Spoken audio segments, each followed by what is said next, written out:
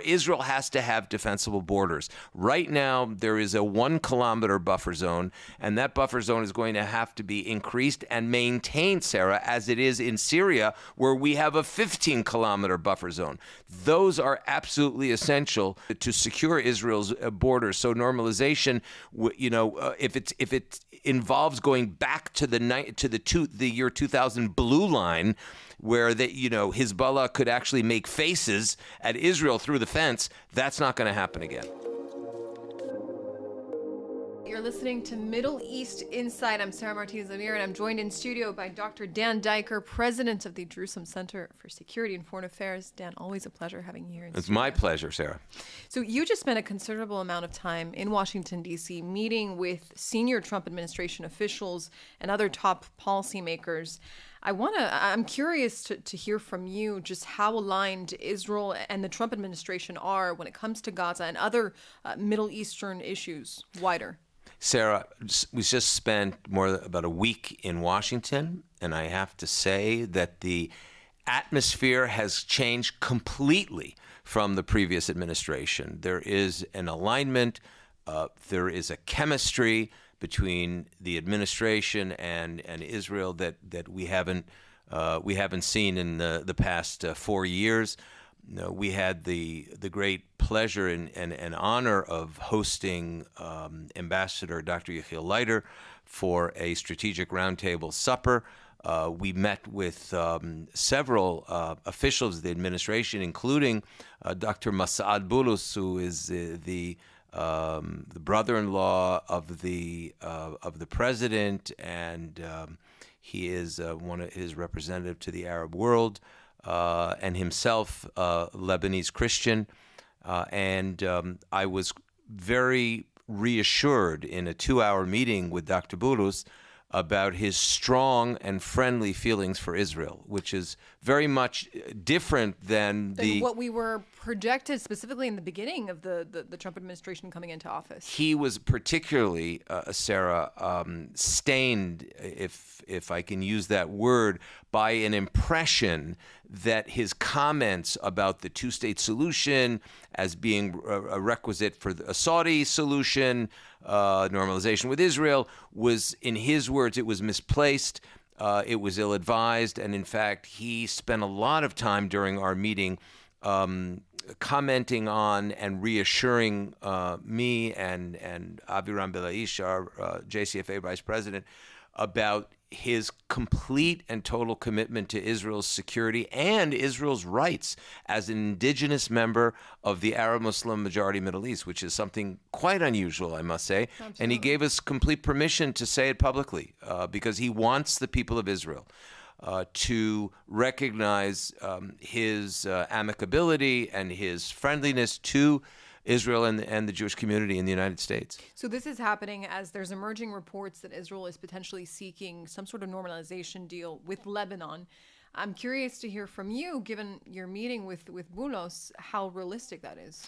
Well, Dr. Bulus was optimistic about the possibilities for a pathway towards normalization. It hadn't at that time gotten to the headlines of the New York Times and the papers in the Middle East that it actually is on the table, and it is an American idea that's on the table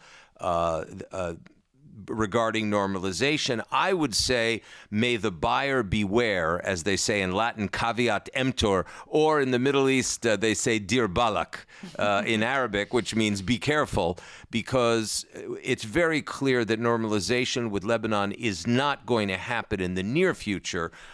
If it is to happen, it's somewhere way off in the distance because a third of the Lebanese people are Shia under the influence and or control of the Hezbollah and Iran. And let's face it, Hezbollah has been seriously compromised and weakened. The beeper operation, the walkie-talkie detonation operation, neutralized 10,000 Hezbollah members, but Hezbollah is still rebuilding. They're still getting some money from Iran, even though they're not able to make the payments in southern Lebanon. And let's face it, the Lebanese armed forces are divided internally between the Maronites and the Sunni Muslims and the Shia Muslims. And the command structure includes all three of those sectors. So it's a very complicated situation in terms of their ability to take security control of southern Lebanon, particularly where Hezbollah has a stronghold. Which is a huge threat to Israel. Absolutely huge threat to Israel. So therefore, Israel has to have defensible borders. Right now, there is a 1-kilometer buffer zone, and that buffer zone is going to have to be increased and maintained, Sarah, as it is in Syria, where we have a 15-kilometer buffer zone. Those are absolutely essential to secure Israel's borders. So normalization, if it involves going back to the year 2000 blue line, where Hezbollah could actually make faces at Israel through the fence, that's not going to happen again. So that leads me to my next question. I'm very curious to hear from you. What is the Trump administration's thinking of the Middle East? Is there specifically an overall plan, and do they see eye to eye the same as the Israelis when it comes to those wider Middle Eastern issues, like we mentioned, Iran, the situation unfolding in Syria with Jolani, or al-Shara, I should say, taking over, and we're seeing now developing reports of a massacre taking place, essentially? I think you're pointing something very, very important that actually most journalists and interviewers have not been able to ask, and that is, there is a grand design to President Trump's thinking for the Middle East. And I would say that it is so consequential that we right now are witness to a moment that has evolved from 100 years ago, where the Sykes-Picot Agreement between the French and the British dividing up the main areas of the Middle East between these two colonial powers, to what I would call the Trump mandate for the Middle East, which would include their partners in Saudi Arabia, the MBS, Mohammed bin Salman, the Crown Prince of Saudi Arabia. I would call it the Trump MBS mandate for the Middle East. And you see that the administration wants to neutralize Lebanon as an Iranian proxy, meaning the Hezbollah in Lebanon. So here you have the potential American-driven normalization issue in a deal in Lebanon. You see the Americans being very, very influential in Syria, and you see it now in these, as we're sitting here today, there is a peace deal being negotiated between two former enemies, the Kurds, in the northeastern part of Syria, and the Jolani regime. This is a very consequential move, and it really, as I heard firsthand from a Kurdish friend, intelligence operative, that the Kurds were flown in to the place of the meeting with the Jolani the Jolani regime on an American helicopter. Wow. Which is news. I mean, that is not known. And so the Americans are profoundly involved in trying to stabilize Syria, that is right now coming apart at the seams, as we've seen these genocidal mafia assaults against the regime, and then the regime's assaults and associated people against the Alawites and the Christians. So the Americans are really trying to cut off the tentacles of the Iranian regime by trying to stabilize Syria, bring these disparate groups together, have them play play them off one against the other.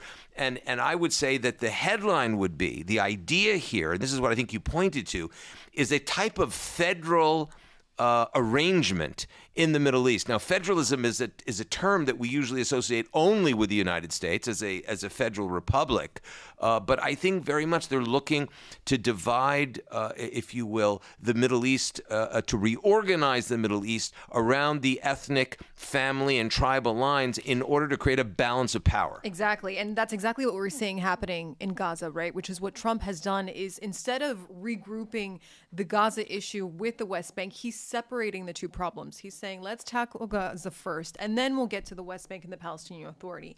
So to that point, the Trump plan for Gaza continues to make waves, as we've seen. I'm curious to hear how committed the administration actually is to making that plan happen.